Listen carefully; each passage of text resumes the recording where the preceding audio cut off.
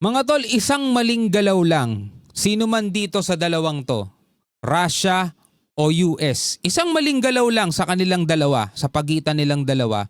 Kapag nagsimula ang gera sa pagitan ng Russia at saka ng US, mga tol, yari tayo lahat. Ito na yung masasabi nating naku po, sinususian na yung kawakasan. Kasi ito mga tol dito sa ating panonoorin mula rito sa Times of India. Basahin natin mga kapatid. Russia has officially dropped all restrictions on short and medium range missile deployments, ending its moratorium from the INF Treaty era. The Kremlin blamed the United States and NATO for destabilizing the global strategic balance. Moscow can now deploy ground-launched missiles ranging between 500 and 5,500 kilometers. This major escalation comes just days after US President Donald Trump confirmed he had moved two American nuclear submarines closer to Russian waters. So inalis na daw mga tol ng Russia ang lahat ng restriction mga tol mula sa short at saka sa medium range missile na deployments mga tol. So wala nang restriction. Kaya nga sabi ko isang maling galaw lang dito sa girian nitong dalawang bansang to mga tol. Ako to.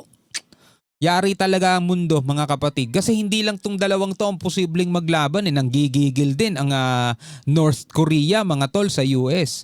So kapag ang Russia nakalaban itong US mga tol, magkakaroon na rin ng tapang ng itlog si Kim Jong-un para sumagupa dito sa US. Diba? Ngayon, syempre alam naman natin may aawat. May aawat at may aawat dyan. Pero sa tingin nyo ba ang NATO aawat sila o baka makisali rin sila? No? Anyway mga kapatid, panoorin natin itong report na to mula rito sa Times of India. Putin unchains o inalisan na daw ng kadena. Missiles to blow up Trump's nuke subs. Russia free to hit targets 5,500 kilometer away. So pwede nang patamaan daw yan ni Putin o ng Russia.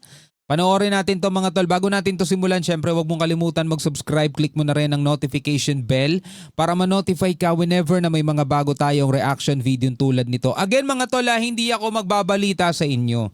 Meron ng balita, no? Panonoorin na lang natin sabay-sabay. Ako naman magbibigay ng reaksyon. Kayo pwede rin kayo magbigay ng komentaryo sa comment section sa ibaba. Okay? So again mga kapatid, panoorin na natin to. Russia drops all missile limits after Trump's nukes threat mga tol, no? Inalis na daw ang limitasyon. Putin scraps INF restrictions amid nuclear standoff. Moscow frees its missiles. Arms race returns to NATO doorstep. Sabi rito, Russia officially ends moratorium on short and medium range missile deployment. So inalis na nila yung limitasyon, inalis na nila yung restriction. Siguro dati binigyan nila ng restriction yan, o dapat ganito lang kayo, dapat ito lang yung pwede nyo pakawalan, o dapat ito lang yung ano natin, ito lang yung distansya na ating pwedeng punteriyahin. Ngayon mga tol, wala na lahat yun. Kremlin says Moscow is no longer bound by INF era restrictions on missile ranges. Nagkaroon siguro ng kasunduan dati, no? Ngayon hindi na sila kasali doon.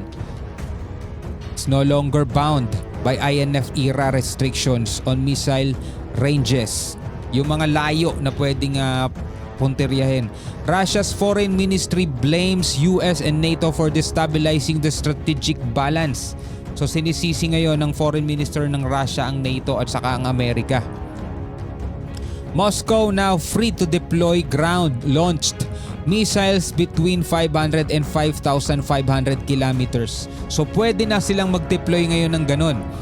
The US withdrew from INF Treaty in 2019. So nauna na palang mag-withdraw ang US, no, accusing Russia of non-compliance.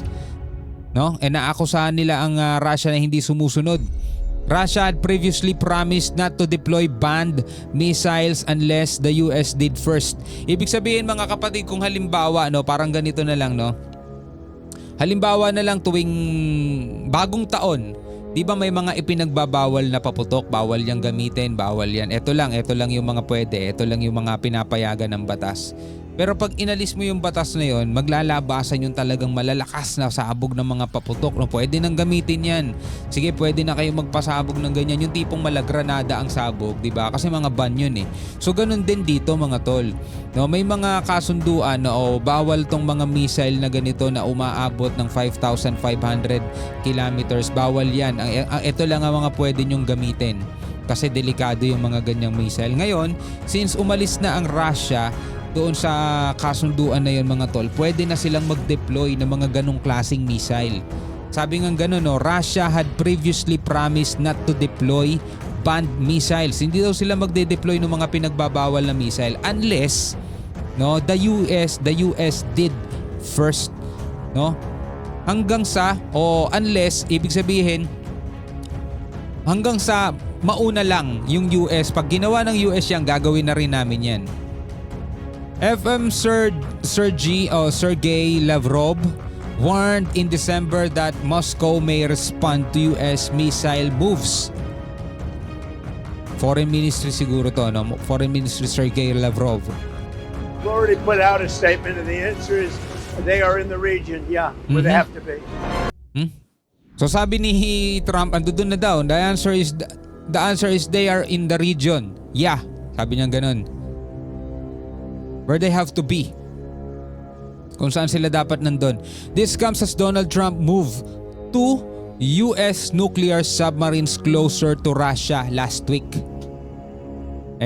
Ano to bantaan kasi ng dalawang leader, isang current leader, si Donald Trump, president ngayon siya ng United States.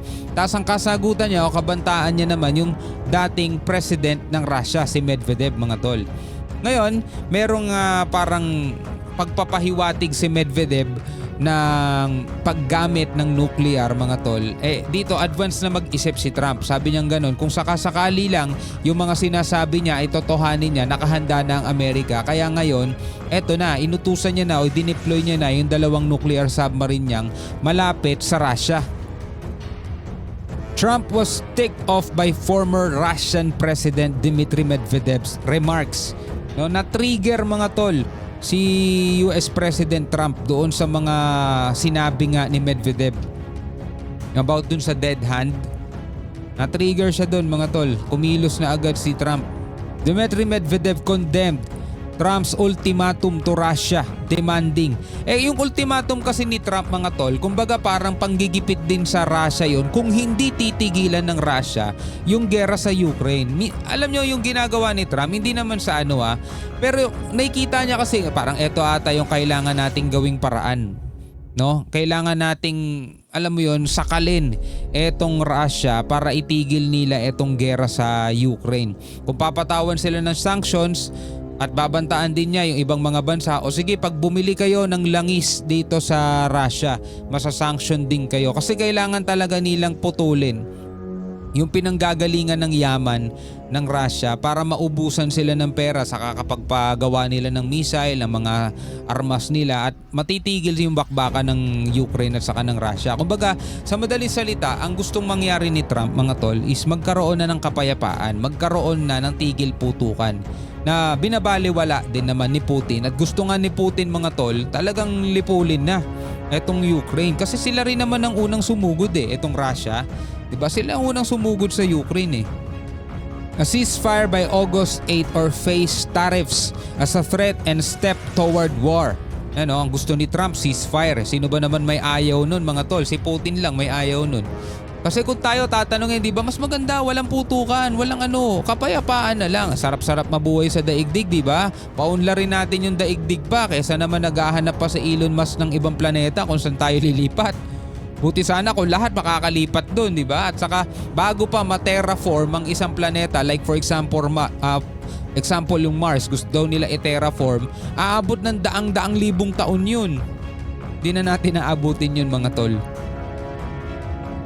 The former Russian president also referenced Russia's dead hand nuclear system. Yan, ito yung mga banta ni Medvedev mga tol na nagpa-trigger kay Trump.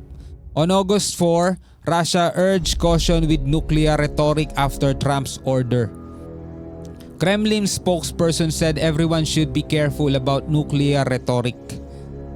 Sabing ganon mga tol nung spokesperson ng Kremlin. Arms race now escalates as Russia removes last limits on mid-range missile deployments. Napakarami pa rin talagang itinatagong sandata nitong Russia. Europe and Asia face new security risks as Russia drops INF era missile restrictions mga tol. Moscow decision raises fears of missile deployments near NATO borders on short notice.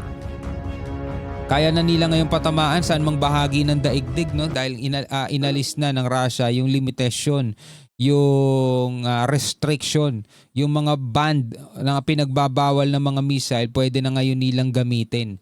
Dahil nga kumalas na rin sila dun sa INF, hindi na sila bound nung kasunduan na yon mga tol. So ano na ngayon ang mangyayari sa ating daigdig? Kaya nga isang maling galaw lang sino man dito sa dalawang to mga tol. Naku po, yari talaga tayong lahat. Anyway, wag naman po sana, no? Hilingin natin, sama-sama nating ipanalangin yan mga tol. Pag makaawa natin, wag naman po sana. Pero kung yan ang talagang kalooban at yan ang kailangan mangyari, magaganap yan mga tol. Wala naman tayong magagawa dun eh. Alright, anong masasabi ninyo mga kapatid dito sa ating napanood? Comment na lamang kayo sa ibaba. Hanggang sa muli, ako nga pala si Shobaldi. Peace out.